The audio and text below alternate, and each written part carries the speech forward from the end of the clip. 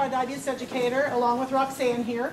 And I wanted to mention again, although I love Dr. Moose and all the doctors, and they all say, oh yeah, education is important, but no one ever writes for it. You know, I'm on many, many committees, and whenever they're writing these algorithms, I always, education, education, people have to see dietitians.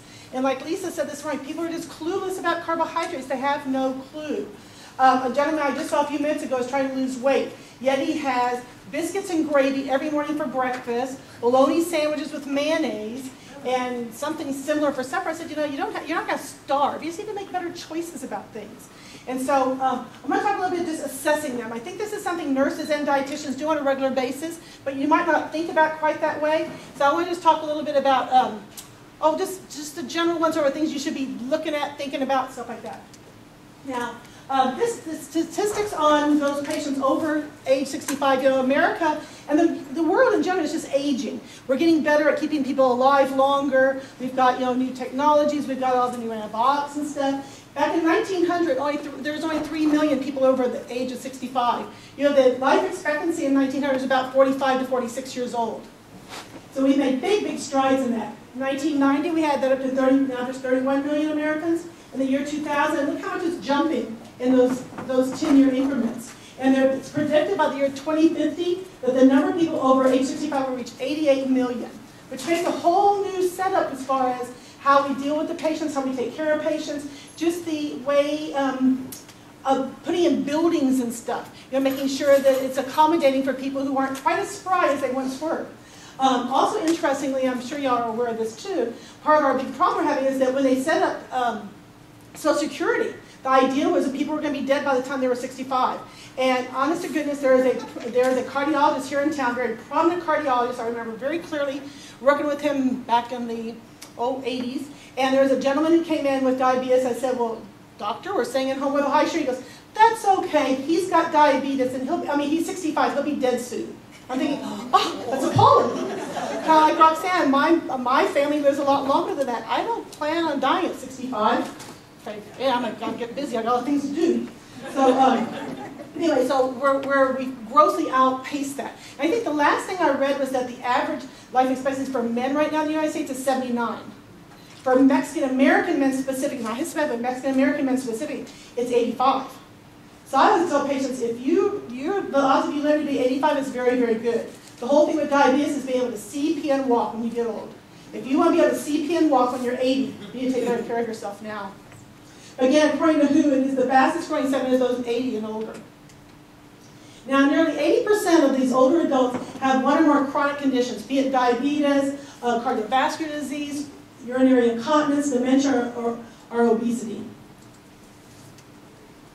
Elderly patients, most of them are still able to live independently. There's lots and lots of people out there, 70, 75, 80, 85, 90, even 100 years old. There's a commercial on TV right now. Do you remember where they take this blue dot and you're supposed to put it on this chart? And most of them are over, there's lots of people over 90, people knowing their families. But although they're living alone, many of them still need some type of help. So that healthcare professionals have to be knowledgeable in providing geriatric care both in the inpatient and outpatient settings. You know, I think we're going to see more and more of the home-based care because a lot of these adults can't get out, nor do we want them to get out. I'm appalled how many of these old guys are driving into appointments. And you've probably run across that too. You know, they can barely find their way into the clinic. And I said, well, who brought you here today? Oh, I did. I said, you drove here? That's really scary.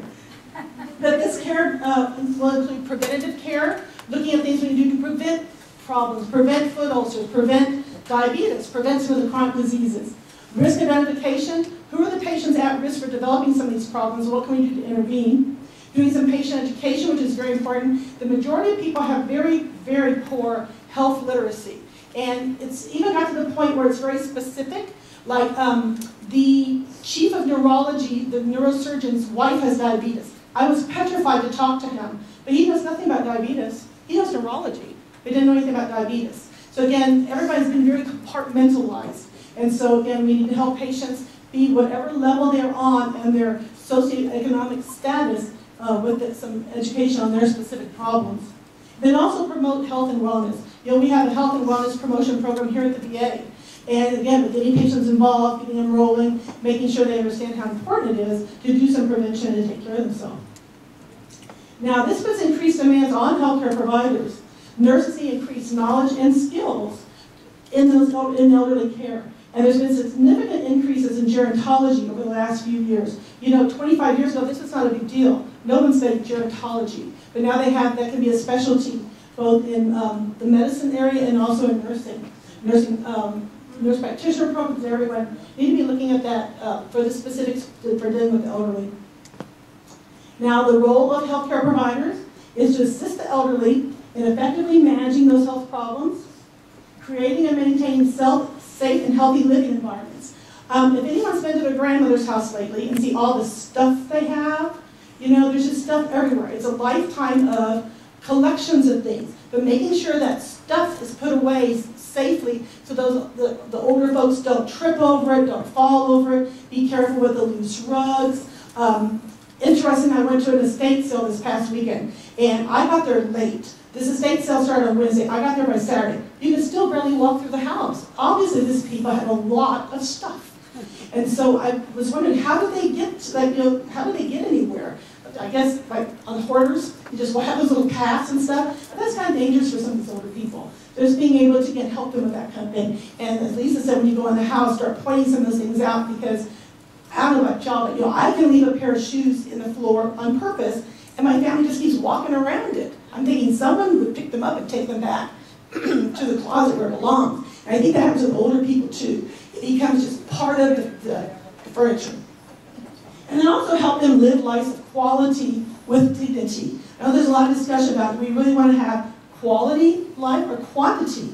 Is it worth living to be 90-95 if you're in the nursing home or able to care for yourself for the last 5 or 10 years? So it's important to be good listeners, observers, and communicators with these patients to help them. Okay, now this talk is about assessment. So I want to put some little things in your head about things that you're looking for.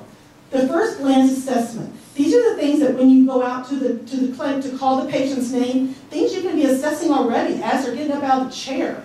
You know, it's interesting, if you've ever been, and this kind of reminds me, if you've ever been to the Statue of Liberty, there was a room probably, 5 times this long, and there was a second story. And so as people were being processed into the United States, because a lot of countries took advantage of that to dump their unwanted people, and so they'd send all their sick and the sick in the lane, and the elderly, and all that kind of stuff, the prisoners. And so they had these doctors staying at the time, they'd call out their name, and they'd watch them walk across the floor, and if they could make it up the stairs. And they would assess them just based on that. So there's a lot of things that you can do to assess the patient just as they're walking in from the waiting room. First thing, how are they dressed? Are they dressed appropriately?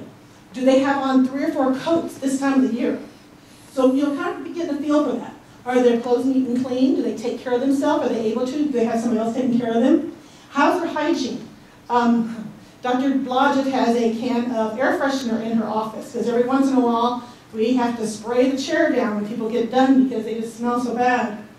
Any unusual odors?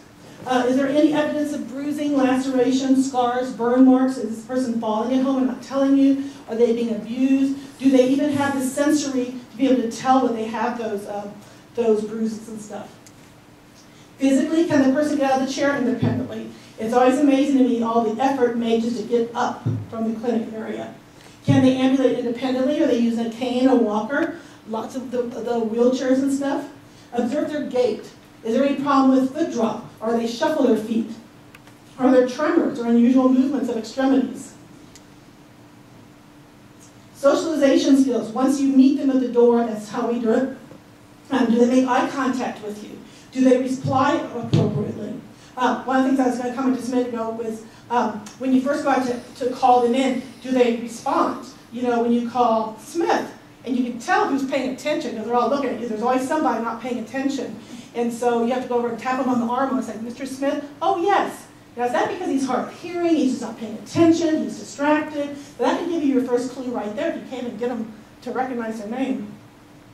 Do they respond properly to comments and questions? When you start asking, so how's the weather outside today? Or and sometimes you'll learn a lot from that. Oh, they had to walk in, or they rode the bus, or somebody else left them off here. Do they speak clearly and distinctly? Are they oriented in person, place, and time? Asking a little bit about, you know, so how's it going? What'd you do the last holiday? Yeah, I got plans for this weekend. Do you notice any problems with hearing or understanding your question? If you ask them, well, how's your Wednesday going? They go, yeah, it sure is windy outside, isn't it? okay. So little things like that you might need to be aware of that when you start doing your teaching, to be aware you're going to be very specific about it and to supply some written materials for them. Other things sensory-wise, do they wear glasses? Do they seem to be aware of their surroundings? Do they wear hearing aids? Do they seem to understand what you're saying to them? If you hand them something, can they take it and receive it properly? It's very difficult for people to draw up insulin or to manipulate meters if they can't, hold a booklet properly. You've run across, they can't, they have either a neuropathy in their hands or somehow they just can't, handle the materials you give them. Social status, does the patient arrive alone or is there someone with them? That can make a lot of difference in who you're going to do the teaching to and what you're going to teach them. And to ask them, well, again, how did you get here? And you can kind of tell when you're looking at them as you're assessing them. Did they drive? Did they take the bus? Did someone leave them off? Is somebody waiting out in the waiting room for them? How does the person, whoever accompanying them, interact? I know as a young little nurse, when I was what do they call them? Striper, candy striper. My job was to hand out the desserts in the afternoon. And so I'd go in the room and I'd say, would you like gelatin? And they go, yes. Well, what flavor? Well, the wife would always answer. I'm thinking, So I try to put myself in between the husband and wife. But apparently the men have usually no clue what I'm saying to them. Or whatever they think they should want, the wife has a different opinion anyway. And so, but it's interesting to see how they interact and who's making the decisions and stuff. Does the person seem comfortable with that companion, or are they afraid of them? We have a lot of elder abuse. A lot of people are, and I brought this up to a few patients, whose children are living with them, but not taking very good care of them, as to where when something happens to you, where's your daughter going to live then? It's your house. Who's going to take care of, where does that daughter and children go once you're no longer here? Cultural and ethnic backgrounds, is English their first language? Now, in San Antonio, I think we're rather spoiled in that our first assumption is, well, if it's not English, it's Spanish. My cousin lives in Nixon, Texas. Nixon, Texas is one of the largest, down by Victoria, one of the largest producers of poultry products in the world. They could find no workers. So the owner of the company went to Vietnam and brought 25 families back, the entire family, and set them up. They have 38 children in Nixon, Texas school district who don't speak, they speak Vietnamese. It shows no one in Nixon speaks Vietnamese. So we need to be careful with knowing, again, like I said, we're kind of spoiled and we have a very select kind of group, but there are other areas where they have lots of different kind of cultures and lots of different languages available. Will an interpreter be needed? If someone in the family comes along, sometimes you have to be kind of careful. So I know you can ask a question and the family member will say like 3 words. I'm thinking, tell him exactly what I said. Not just your interpretation of it. I want to know what the patient says back. If they do bring a companion, how do they interact with them while you're talking to them? And does the person make eye contact with you? Part of that might be they're intimidated. Part of it might be they're just, some of the older patients were taught to always pay attention to the healthcare professional, or it might be part of the social issue, the ethnic background too. I know sometimes in the Middle East that men are not supposed to make eye contact with women, and so that's something to kind of keep in mind. What's the cause of that? Ask the person how they would like to be addressed. Do they want to be called by their first name or their last name? As the older I get, the more I notice that apparently there's some kind of teaching in the general business world to call everybody by their first name. I kind of have a problem with some guy I've never met before at the bank calling me Barb. I mean, I just, and interesting, my mother who's 90, when she had her eye surgery done, the young anesthesiologist came and said, well, Bertha, you're going to be getting ready to go for your surgery and you have any questions. So she looked at his name tag, she goes, okay, Juan, whenever you're ready, I am. And that changed him real quick. But again, I was brought up to address people properly, and that your first name is reserved for your family and friends, and I don't want to be friends with my patients. And so I make that point that even someone say, oh, call me Ron. I say, well, Mr. Howard, I just can't do that. I'm sorry. You're older than I am, and I'm going to call you, by your formal name. Never talk down to a person just because they were elderly. And I know I've heard a couple of people say, some people have the habit of calling them mama. It's a cultural thing, and some people take offense to that, especially if they don't know. I think the people in the conversation are okay with it. but people outside think that as being rude or something to them. So just kind of be aware of that. Introduce yourself, let them know who you are, why you're there, what you're going to do for them. Communicate directly with that person, and make sure they have on their glasses or hearing aids if they need them. Okay, in the community. Now again, if you grew up in San Antonio, you're kind of familiar with it. If you aren't, you need to get out and see what your patients are experiencing. Where do they eat? If you haven't been down to the cafeteria here lately, you need to go down to see how the people interact with the server people. That lady at the line where they serve the eggs and bacon stuff, if you say, I like a biscuit, she will always ask everybody, do you want gravy with that? 99% of the men go, yeah, sure, put gravy on it too. Now I, of course, would say, oh no, thank you, I'm already pushing my luck with the biscuit. But again, so be aware when they talk about these different kind of foods and stuff, and where they're eating, what kind of foods they are eating. Be familiar with customs, familiarize yourself with dietary practices related to culture and religion. I don't see that too much here in San Antonio, other than once in a while we do have patients who do fasting for certain periods, or they fast just during the daylight hours, which means they eat all night long, I finally realized. And so just be aware of some of those kind of things. Identify those cultural viewpoints concerning death and dying. Does the person want life-prolonging interventions? Again, I think we're pretty good here about having them talk about either the directives and stuff, so that we know what to do. Do they have funeral plans prepared? Sometimes it's very difficult to bring that up with some patients, but you might want, especially if you know they have a terminal illness or something, to encourage them to start talking to their family and stuff about those things. Who in their family were making those decisions? I have had the instance where I had patients pass away. I called the family and said, hi, Mr. Jones, I want you to know this is Barbara from the VA. Your mother passed away. He goes, okay, and they hang up on me. Alrighty. That wasn't exactly what I was hoping to get. And so, kind of so you know what to do with them once they have passed away. Excuse me? Yes? Excuse me? Yes? I'm calling from Balcony Heights. Can you put the mouthpiece closer to you, please? We're not able to hear all the sentences. Is that better? That's better, much better. Sounds like God. Thank you. Okay. Okay, and then the very last one is, again, consult appropriate resources to gather information about those cultural practices. And here's a website I found that has some of those. So again, you can put in the culture, and it'll give you some ideas on how to, different little particulars of that culture. Okay, getting the actual physical assessment now. Once you got it in your office, they're saying that, or you can even pick up some of this stuff while they're walking in. You're still talking to them. Observing their teeth. Do they have dentures? Do they fit? This goes back to the dietary thing. If they don't have money, and I hate to, money does play a big part in all of this. If they can't afford it, you just have to figure out how you're going to work around that. I've seen more and more. We used to have a whole list of dentists that would provide free services, and it's getting smaller and smaller. People are getting all their funding cut. But again, making sure that they do have some dentures. Do they use alcohol, tobacco or alcohol? Interestingly, most men in South Texas don't consider beer to be alcohol. So when you say, do you drink alcohol? They will say no. I said, you never have a beer during Super Bowl? Oh yeah, beer, but alcohol is stuff like the hard liquor and stuff. Just be aware of that. And it's not unusual at all to have a six-pack at night when they get back from work. Does the patient have bad breath? Do they have painful or loose teeth? And look at their mouth and their gums. Now, some of this we can't do on a regular basis, especially if you only have 15 or 20 minutes with a patient, but somehow on the list, just kind of keep it in mind, especially if you're seeing these patients on a recurring basis. This is something you might want to look at. Inspect the mouth, gums, tongue, throat. Is there any bleeding, cracking, thickening, ulcers, swelling? Do they complain about dry mouth? Is it because they're mouth breathers, because of medications they take, they're on oxygen, dehydration? Sometimes radiation treatments can do that. They're causing them to have some dry mouth. Look for signs and symptoms of oral cancer.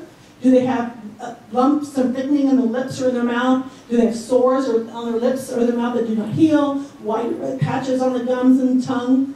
Swelling of the jaw or gums that don't, so that their dentures don't fit properly? Changes in their voice? Or pain in the ear when chewing or swallowing? It makes it kind of difficult with the turnover, if you've never seen a patient before, to be able to say, something's not right. What's different about this patient? And so, again, just kind of talk to them and see what you can, the best you can to find out. Other things to look at for that mouth and oral cancer: risk factors for development of oral problems that can affect the patient's ability to chew, and thus their nutritional status. Cancer, diabetes, CVAs, HIV and AIDS, renal failure can make effects, vitamin deficiencies, B12, B6, folic acid, niacin, vitamin C, K, and A. Issues of aging where they have thinning teeth, they lose the enamel on it, they start cracking, they have decreased saliva production. Financial issues, again, if they have inadequate finances. Patients tell me all the time that they like almost eat out of the bins in the back of the stores, or they have to go to the dollars, not the dollar store, but the day-old bakeries and stuff. So, but to be able to get proper nutrition. Their mental acuity, are they able to figure things out? Can they comprehend what you're trying to teach them? Transportation issues is a big deal, especially as they start their inability to drive. I know a lot of patients in San Antonio, we were just talking about this morning, about how much San Antonio's grown just in the last 15 years. Around here in the last 5 years. If you haven't been up to 7th floor, you need to go to Beverly's office and look out the window and see how far University Hospital goes. It's all the way down the block. And so things have changed a lot from those of you who have been here for a while, when the deer used to be out in the front yard and it was a country hospital. This was way out in the country. But again, so it's different, and a lot of patients don't like coming in to the city, especially if they live in a small town, and we have such a big catchment area, it's hard for them. And then also, do they have access to family and friends? Has everybody in the town moved away? Are they the last one left? The kids have all left. Their spouses died. And so there's some things you want to talk to them about. Another thing that you want to look at is the sense of taste. By the age of 70, most experience decreased sense of taste. It's called hypogeusia. How do you say that? Ousia? Hypogeusia? Ousia. I've never heard that word before. I thought that was kind of interesting. So that's your new word for today. It's the decreased sense of taste. The sense of salt and sweet is most affected. So again, that's why people put extra salt on their food, or they want the extra sweetening and stuff. So it gives it some flavor. Some of the other factors affecting the sense of taste would be dry mouth, misfitting dentures, broken teeth, antibiotics, antidepressants, antihypertensives, antihistamines, muscle relaxants, cholesterol-lowering drugs, and Parkinson's. All the drugs our patients take on a regular basis. Also, environmental factors have some things to do with the sense of taste. If people in the house smoke, if they have older houses that have a lot of mold and stuff in them, poor circulation in the house, problems in the bathroom plumbing that makes the house, animals in the house, those kind of things can also affect their sense of taste. Sense of smell. That's the most common sensory alteration in the elderly. It affects about 50% of patients over the age of 60. And it's called hyposmia. There's your second word for today. This hyposmia. This can also be dangerous because they're unable to smell smoke, they're unable to smell gas, they're unable to smell if food's burning. You know how often, I don't know about y'all, but I walked into elderly relative's house and something's just like boiling away on the stove. They totally forget that it was there and they can't smell it. And so spoiled foods, rotten foods, I don't know, again, how many of y'all take the lid off and go, oh, it's good, here, eat it. You know, sometimes they lose that. This can also reduce the appetite, and then again, they get some malnutrition problems. Now that plays a factor then when they're talking about diabetes medications, because so many of them, again, you only need insulin, you primarily need insulin for carbohydrates. If they start cutting those things back, that same dose of medication is going to work a whole lot better. They might not need as much medicine. Some of the contributing factors to the loss of the sense of smell would be nasal congestion, smoking, prior drug use. I always tell my friends that this is the only place in town I know that has little signs up that say, if you take cocaine, call me. And they do studies and stuff and things like that. Or how many of my patients still grow their own in the backyard? You know, there's a lot of guys out here growing their own. Anyway, age-related changes, injury to the mucosa in the nasal passages, alterations to the structure of the upper airway, such as broken nose, being hit in the face by balls or nieces and nephews, things like that, or problems with the olfactory tract. Okay, body composition problems.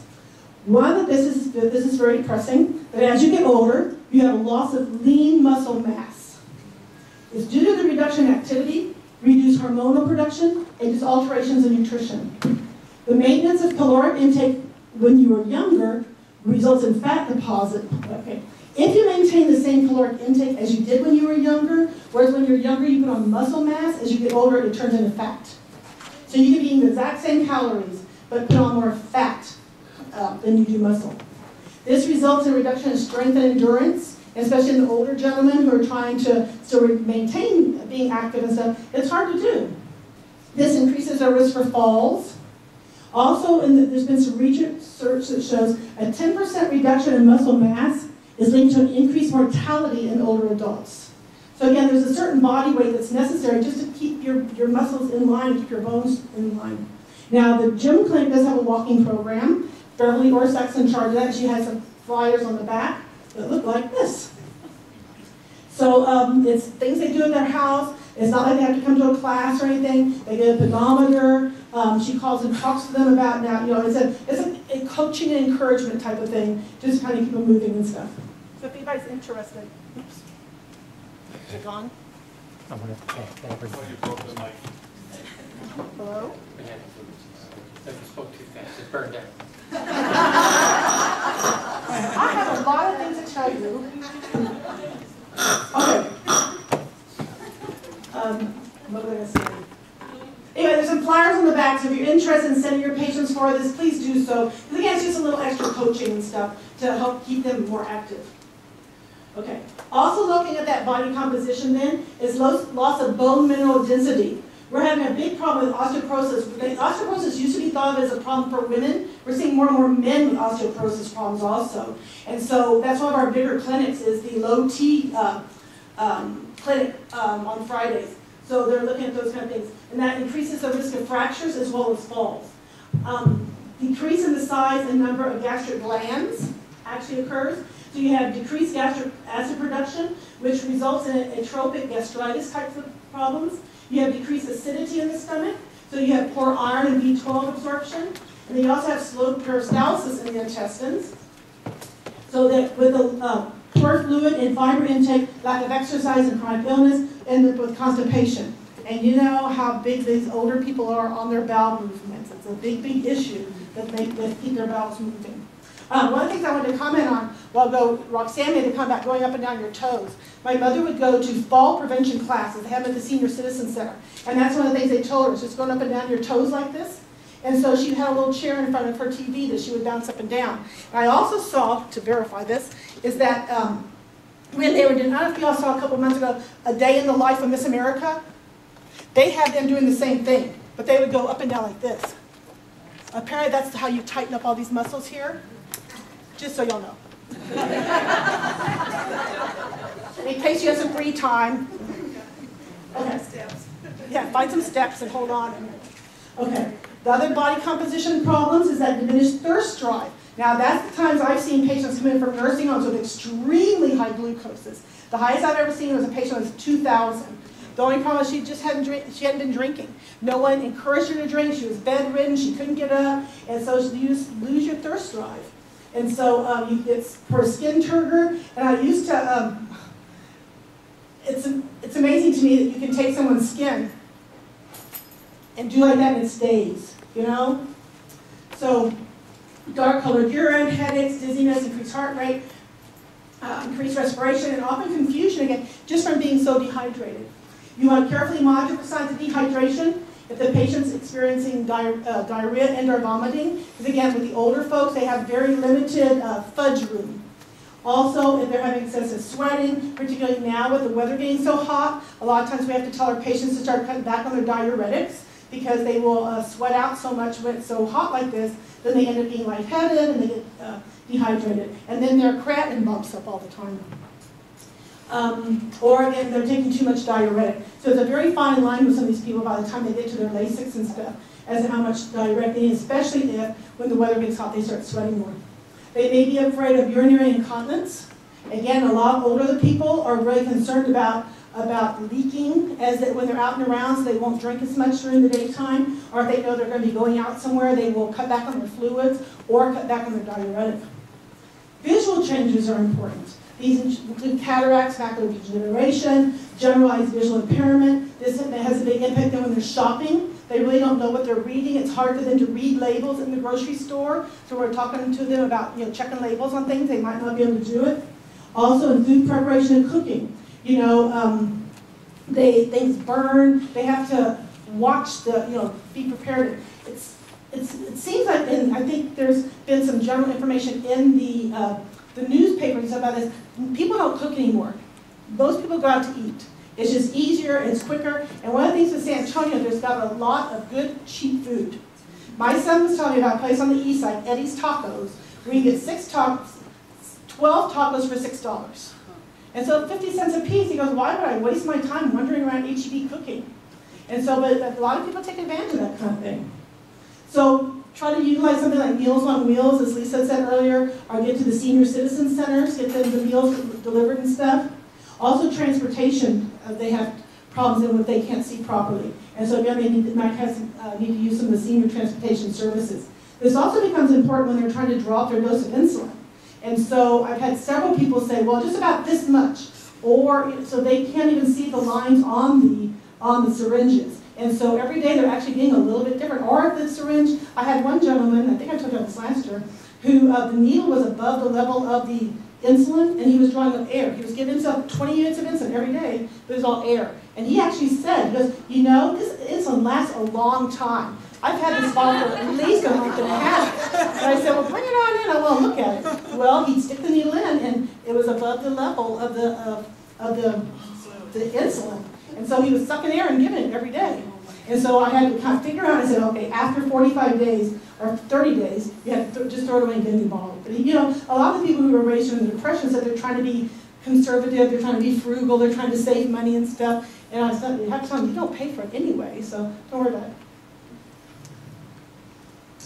Okay, another thing we need to look at, now that we've looked at just the once over, what they look like, we've looked at the body compositions of the pharmacy. A lot of patients take a lot of meds. I'm sure you've all experienced that when you try to put something in, they've got 23 different medications. So that there's a lot of factors that impact that medication adherence, one of which is financial. Now, a lot of our patients are 100%, but not everyone is. So a lot of patients end up having to pay a copay. One of the nice things about metformin, you get for $3 for a month's worth at HEB. And so a lot of times patients will get a prescription on the side and take it someplace else if they're not 100% covered here for their drugs. Poor understanding of the medications. Again, they were told, a lot of patients in general, when you say, take it in the morning, their idea of mornings between 7 and noon. Some of these insulins, you can't be changing them like that. If you're supposed to take your NPH in the morning at 7 and you move it to 10, you just move the peak 3 hours back. And so again, they need to be aware that a lot of those medications have very specific timing issues. Another thing that I find a lot is with Lasix. Lasix, the reason it's called, I was told the reason it's called Lasix, it lasts 6 hours. If they're supposed to take it twice a day, 8 and 8 are not good times. Because when they take it at 8 o'clock at night, then they're up all night peeing. And then they increase the risk of falling, they never get any sleep, they're grumpy the next morning, or they stay in bed later. So again, they can take it at 6, 7, 8 in the morning, and then at 2 in the afternoon. Transportation problems, again, if they can't get to the pharmacy, if they can't get here, if they can't get to CPS, to HEB. I know a couple of the pharmacies now have started delivery services, and again, they'll mail them from here, so that helps a lot. Poor physical or mental health. If, again, they can't figure out how to take the meds, if they don't remember to take the meds, even though they have med boxes, they forget to fill the med boxes. Goodness. And then the use of those over-the-counters. Things like herbals, the supplements, aspirins, minerals and vitamins. Again, being aware, make sure you talk to them about all those things that they're using. Or just have them bring a sack of medicines in. It's always interesting to go through the sack and see how many duplications are there, how many medicines are still in there that were discontinued months ago. So just kind of help them out with those kind of things. Okay. Again, this then plays into having them bring their medicines in to determine what medicines they're actually taking. Often what's written in the chart is very different from what the patient does. It's always amazing to me when I say, did you take your insulin today? Yes. How much did you take? Let's see. Did you draw it up yourself? Yes. And you don't know how much you drew? Don't you do this every day? How could you not know you take 46 units every day? But they go through this thought process, which kind of leads me to believe they must not do it all the time because they shouldn't. It's not like you just swallow a pill and you don't know what the milligrams is on, but you have to actually physically draw this up. So again, just making sure that what they're doing is similar to what's written on the chart. Have them bring in the meds. The other thing that I see a lot of times that patients will do is, and I finally figured this out, they only take their insulin when their sugars are high. If their sugar is normal, they think they don't need it. And I asked the guy one time, I said, why do you do that? He says, well, I was in the hospital, the nurses go, your blood sugar is normal, you don't need your sliding scale insulin. He goes, they only give me my insulin when my blood sugar is high, so that's why I do when I get home. So we probably need to be careful when we tell people that, because they should be taking insulin to prevent high sugar, not in response to a high sugar. Again, that's something that we need to assess and talk to them about. Establish, again, what time they actually take it. Again, anytime between 7 and 12 could be their idea of take it in the morning time. Do they have any side effects from the medicines? Some patients will say, well, yes, it causes my stomach to be upset, so I only take it every other day. Well, there you go. That's part of the problem. Can they afford their medicines? Keep in mind, that, again, they do have some co-pays. It might be cheaper to go outside. And then provide some simple written instructions. You know, the medication reconciliation sheet we print out is nice. It's got a lot of stuff on it. And so I go through usually and write beside one, which ones are for the heart, which ones for the kidneys, which is for diabetes, which is for their PTSD issue, which is for their prostate, and just tell them again what kind of side effects to expect. Particularly when you start somebody on metformin, because a lot of people will come back 6 weeks later and say, well, I took it for 3 days, but then I started having bad diarrhea, so I stopped. Well, you know, if the whole pill is causing a problem, take half the pill maybe. Or the same thing with insulin. You put people on 20 units of insulin, they quit drinking regular sodas, now their sugar drops, so they don't take any insulin. So again, there's a lot of choices between no insulin and 20 units of insulin. So maybe they just need 10 units of insulin. But again, have them, they need to feel comfortable enough to call us and let us know they're having some problems. Factors, again, affecting the effectiveness of medications, the hydration status. As we age, there's about 15% decrease in water content and increase in fat, which means that extra fat increases the effects of fat-soluble medications, whereas the less water means the water-soluble vitamins and medications are more concentrated. That's something to keep in mind too. I never thought about that. Liver function, of course, we all know which medications affect the liver, so we have to monitor the liver function, monitor the renal function. Again, varies considerably among older adults. You know, some people's kidneys work great to the very end, some start having problems very early on. Many drugs are excreted through the kidney, so it's important to maintain and monitor that kidney function. Gastric functioning, sometimes we have decrease in motility and GI absorption, so that we need to, again, that can change the absorption and excretion of different medications, so just be aware of that. Okay, sleep patterns. This seems to be a huge problem all over. Many people don't get enough sleep. And there was just an article they were discussing the other morning on the radio about this. But especially in the elderly, we want to check. Because this, again, has a lot to do with their cognitive functioning then later on. So when you talk to them about it, you want to use open-ended questions. Don't give them the opportunity just to answer yes or no. So ask them, what time do you usually go to sleep? What time do you usually get up? How many times a night do you wake up? Why do you think you wake up? The dog starts barking, you have to go to the bathroom, you are shaky and sweaty because your insulin's kicking in the middle of the night and you've got too much or something. Do they take their diuretics at bedtime again, find out they're taking Lasix, or their hydrochlorothiazide right before they go to bed? What things help them sleep at night? What keeps them from going to sleep at night? How many naps do they take during the day? Now, we need to be careful too with that, and that naps is where they consciously get up to go lay down. Many people will nap all day long and never realize that they're napping. You know, especially for older people who don't turn the TV on or something, they might not be aware that they were asleep between 2 and 3 o'clock. So they wake up, they have no clue what time it is, and they totally forget about it. Do they fall asleep during the day? And then where do they usually sleep? Many of them sleep on the recliners. And so just being aware of that too, that they're not getting a good night's sleep in an actual bed. And some of it could be because they can't breathe right. You know, they have to be sitting upright, GERD, there's a lot of different things. Or because they're, especially with women whose husbands have recently passed away and they're afraid to go to bed by themselves, they'll just stay up in the recliner until they fall asleep watching TV or something. Other things affecting sleep patterns can be pain. We have lots of patients who have pain problems, back pain, knee pain, all kinds of pain. Substance abuse, and it's interesting how many of the elderly actually have alcohol problems, and so be aware of that. Dementia, to where they get confused as to day and nighttime issues. Urinary problems, where they have to wake up during the middle of the night to go to the bathroom. Sleep apnea problems, where they wake themselves up because they can't breathe or they're gasping for air.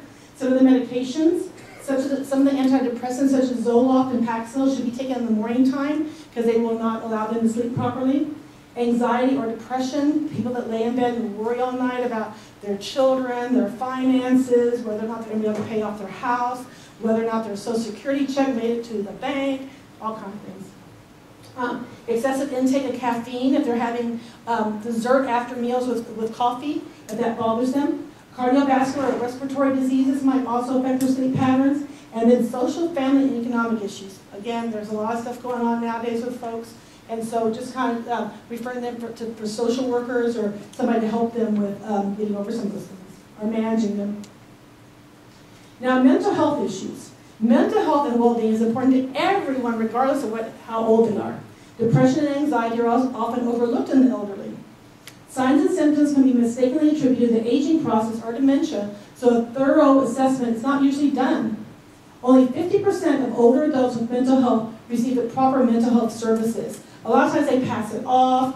I think we're going to get over that. I think our current group of older patients are more, well, that's okay, I can handle it. This new group coming out, they'll tell you everything that's wrong. And so I think we'll kind of cycle through that a little bit. Typically, the older adults, the mental health and cognition will stay comparatively stable as from when they were younger.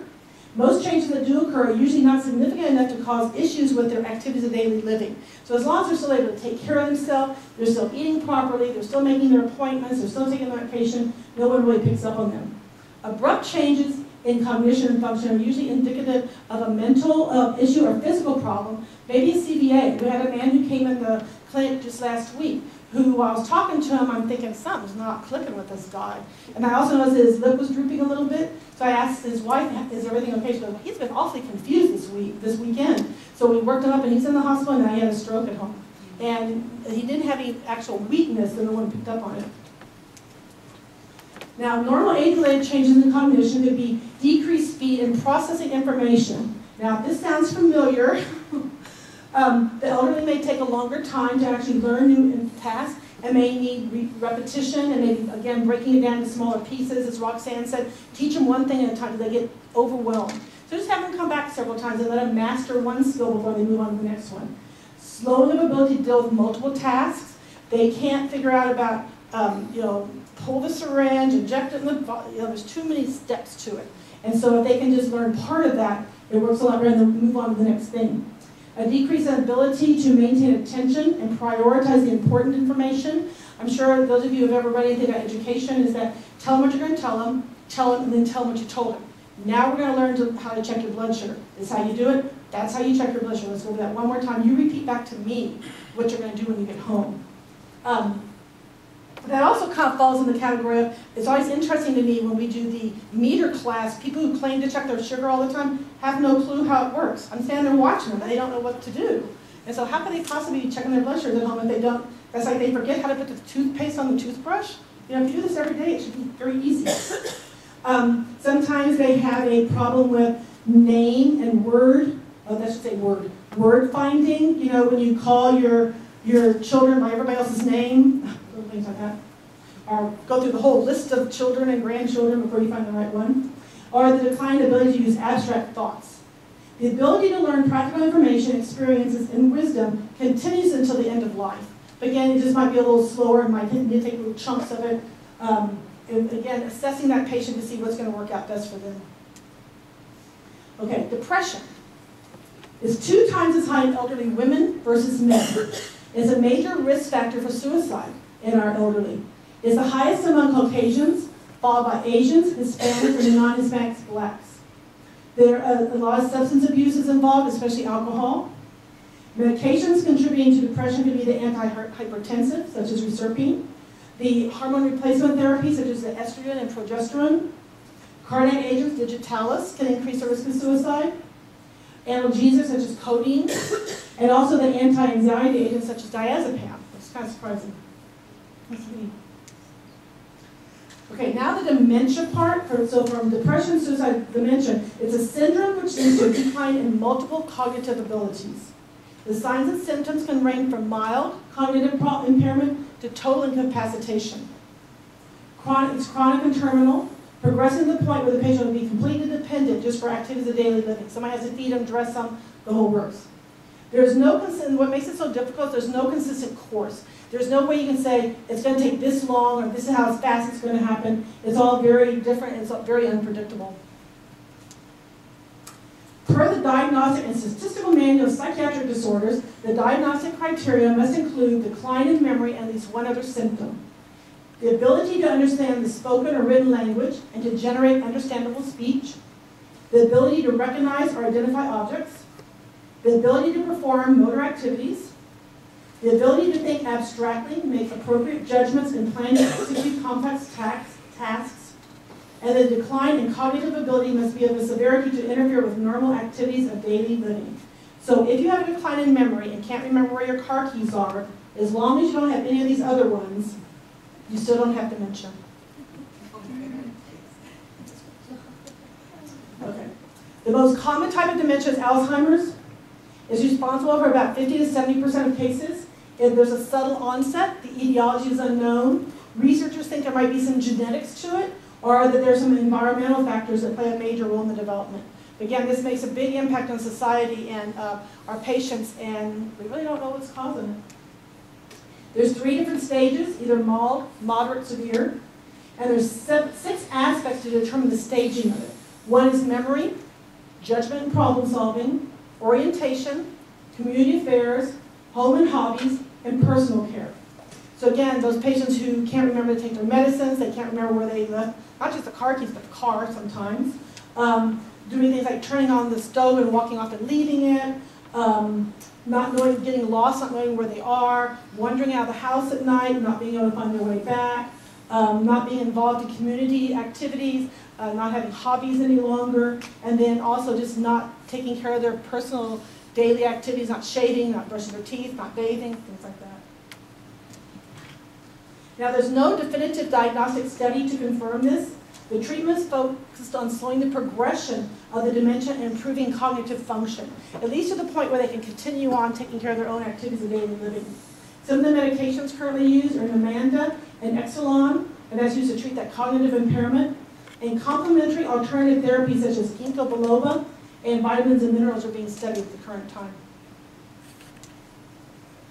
Okay, that's the whole psych part of it.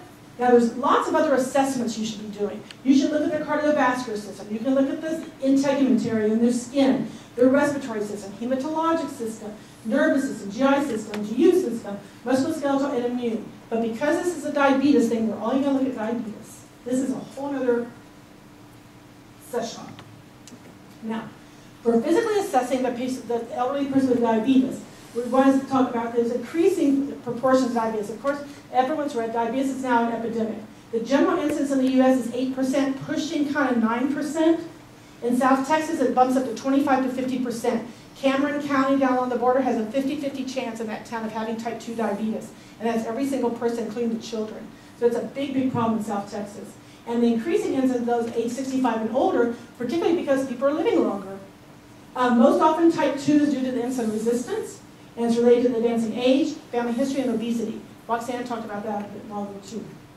Some of the risk factors, I didn't catch everything this morning, so if y'all already saw these, just bear with me here. Increases with age, over the age of 45, obesity of course, sedentary lifestyle, hypertension, family history of diabetes, elevated total cholesterol with a low HDL.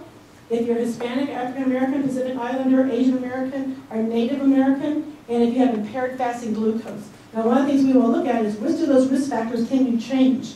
What can you do anything about? You can't do anything about your age, you can't do anything really about your ethnicity or your family history, but you can certainly change your weight, you can change the sedentary lifestyle, you can treat your hypertension, and you can treat your cholesterol.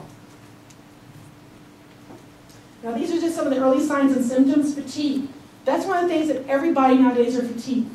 For someone to run off to the doctor to say, I'm tired, it just doesn't happen because everyone's kind of fatigued. The polyuria, the excessive thirst and excessive urination, patients tell me all the time, well, it's really hot outside, that's why I drink 3 or 4 3-liter sodas. And because I drink a lot of soda, I have to pee a lot then. Excessive hunger, a lot of times diabetics will say they just cannot get enough to eat, they're always hungry. The blurred vision, frequent infections, and difficult wound healing, that's usually what brings people in. And so they show up at the eye clinic having problems with blurred vision, and they find out they have diabetes, or they have a wound that doesn't heal, or an infection that's not going away. Treatment for those elderly is very similar to that of the younger people. There's not a whole lot of differences. Maybe some changes in medications Dr. Musi talked about this morning, but overall it's going to be about the same. Some of the things that need special emphasis will be meticulous foot care, particularly in the elderly. It's very, very difficult when people lose limbs. And so one of the things they really want to look at is make sure they're checking their feet every day, that they don't have any open sores or anything. They want self-glucose monitoring, talk about that. The medications are important. Proper meal planning, I think it's mandatory that everyone, actually everybody, period, should talk to a dietitian at some point in their life, just to get a good feel for what they're eating and how it's affecting their body and stuff. Hypoglycemia, how to recognize it, how to treat it, how to prevent it. Increasing activity, doing some problem solving, looking at risk reduction, and then some coping mechanisms. How do they deal with their diabetes? For the foot care part, again, they want to look at their feet every day. It's amazing to me, again, that I've learned a lot. When I was in nursing school, I used to think they make this stuff up because the teachers would tell you all these stupid things. But there's a surgeon here in San Antonio who has type 1 diabetes. He took his watch off one day and put in his shoe, forgot it was in there, put his shoe on, and we had to surgically remove his watch from his foot. Never felt it. I've had to remove micro machines from people's feet. It sounds strange, but they actually have no feeling in their feet. And so they need to check their feet every day. Now, some of them, it's very difficult because they cannot get their feet up high enough to see them. There are special mirrors they can put on the floor to where they can kind of look at through a mirror if their vision's good enough. That's another thing to think about. They want to change their socks every day and look at their socks to make sure there's not drainage and stuff. That might be one way that they pick up that there's a problem, if there's some kind of blood or drainage on that. Make sure that they have proper footwear with an extra large toe box. People here at the VA, if they have diabetes, they get 2 pairs of athletic shoes a year. So you can put a consult in for that, and they actually measure them and make sure they fit properly. So again, they don't put any pressure on their toes. The toenail fungus, I always thought was just unsightly until Dr. Kuzi brought up a good point. When you've got those thick, heavy toenails, it pushes down on the skin and causes skin breakdown underneath. That's why most people end up getting infection and gangrene in their toes. And that's the first part that starts getting amputated because of poor circulation. Have them never walk barefooted, again, just to make sure nothing gets in their foot, they don't get a cut or a abrasion of some sort. And then refer to podiatry for nail cutting and trimming. Now, I know we have a problem here with that, we're working on it, but again, they need to be very careful about cutting their own toenails when they can't see, so they don't cut their toe. The glucose monitoring is imperative for the healthcare professional to have those numbers. Because these are military guys, I like to tell them, those numbers you bring in is like when you go out on patrol. If you're out in the field, and I'm sitting back here at the office, and you have a problem, you're going, Mayday, Mayday, I need help. I say, where are you? And you don't know, how am I supposed to help you? So those numbers mean something. And just the fact that they're checking their sugar doesn't mean anything. It's what those numbers stand for, and to use those numbers then as feedback. To figure out, if I eat this, this happens. If I eat this happens. And so if you eat something and your blood sugar is 101, I'd eat that more often. If there's something you eat that makes the resulting blood sugar is 350, that probably wasn't a real good idea. So use those numbers to make some decisions. I'm sure you've all seen they come in with these notebooks and they're all 300 everywhere, and they never do anything different. So again, we use those to determine the effectiveness of the medications and also how the food they're eating affects them. Teach those patients how to interpret those glucose values too. So again, those numbers will be meaningful to them. Use as feedback. It's important to document the glucose value, the amount of carbohydrate they consume, because again, that's what's driving that blood sugar, the type and amount of medication taken, and then compare that to the, based on how much carbs they ate, how much medicine they took, and then what is the resulting glucose value from that. And again, it's always helpful when they bring in their book whether or not they took their insulin, because a lot of times when the sugars go up, they go, well, I think I didn't take it. Well, how do I know? How do you know? When it's a month later, you're not going to remember those kind of things. So if they can keep some good records for a while, I think it's a real learning activity for them too. Some of the things that affect glucose values, when patients are going to go, oh my God, my blood sugar is 352. Well, have they eaten recently? Is that from yesterday, or is that because they just had a chocolate sundae at lunch? Is it how much fat was in the meal can make a difference in how much the carbohydrates raise the blood sugar? Did they take their medication? Maybe their blood sugar was 92. They said, oh, my blood sugar is good. I don't need insulin. Then they ate the chocolate sundae, now it's 350. Well, that's significant. We need to know that kind of information. Do they have some activity? Were they out walking? Were they cleaning the yard? Were they cleaning out the garage? Did they have a hypoglycemic event in between that? When patients, if their blood sugar drops down to 30, the next one will probably be a lot higher. only because once all that glucose is mobilized from the liver, plus they're chugging sodas and stuff because they're scared to death and passing out from the low sugar, that's going to make that swing come back up. So that's good to know if that high sugar is a result of what they ate or because their sugar was too low or did they forget their medicine. There's all kinds of little things like that that need to figure in. Their prior glucose value. Is their blood sugar 352, but it was 500? Or was it because now, before it was 102? So that makes a difference too. And then do they have snacks in between? Some people, again, when you ask them about do they eat, like a man just today told me, I don't eat. I never eat till 3 o'clock in the afternoon. I said, how do you do that? He goes, oh, well, I have a banana mid-morning and I have this, but that's not a meal. They don't consider that eating. So again, just be aware of that. So be very specific about it. Okay, medications. When you're talking again, they need to know the names of their medicines. They need to know the time they're supposed to take them, why they would not take their medicine, ask them if they ever skip their medicines, what reason that would be. Where do they keep their insulin? I found that a lot, in the olden days, you had to keep insulin refrigerated. Insulin is good up to 86 degrees now, so we advise most people to keep it out where it's going to be handy. If you're on the second floor watching a movie in bed, and the insulin's downstairs in the refrigerator, the odds of you getting up to go down there to get it is not very good. And so people end up skipping their bedtime insulin quite often. So again, if they can keep it right beside their bed. They can keep it by their toothbrush if that's going to be a little memory jogger for them. Who draws up and gives their insulin injections? Do the patients draw themselves, or do they have their elderly 96-year-old husband help them out and he can't see any better than they do? Do they have any side effects from taking their medicines? And again, or the other thing is, do they carry their pre-meal insulin with them? A lot of them think because they have to keep it in the fridge, they don't take it with them, and they'll be here all day long, eating and drinking, and never take their insulin because it's supposed to be in the fridge. And by the time they get to us, at their 2 o'clock appointment, now their blood sugar is 350. Meal planning, again, it's imperative patients know about carbohydrates. Make sure everyone gets to see a dietitian or a diabetes educator. The meal plan should include the input from the patient. If they've never eaten broccoli in their life, there's no point in telling them to eat broccoli.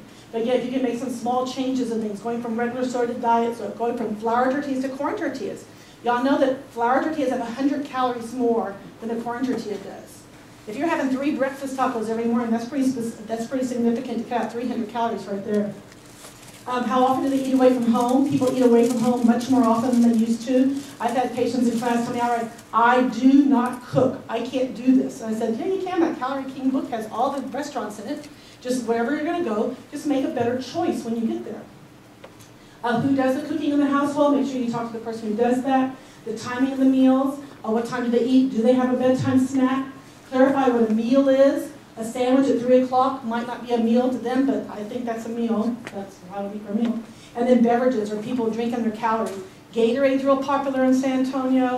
Those slushies from the ice houses, or I guess convenience stores, they think nothing is sucking those things down, and those will raise their sugars a lot.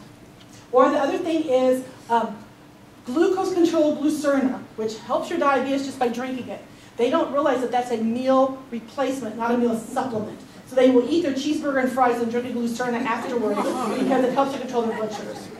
I've caught 2 of my patients in the cafeteria doing that. And I went and I said, so what's all this on your table? What are you doing with that?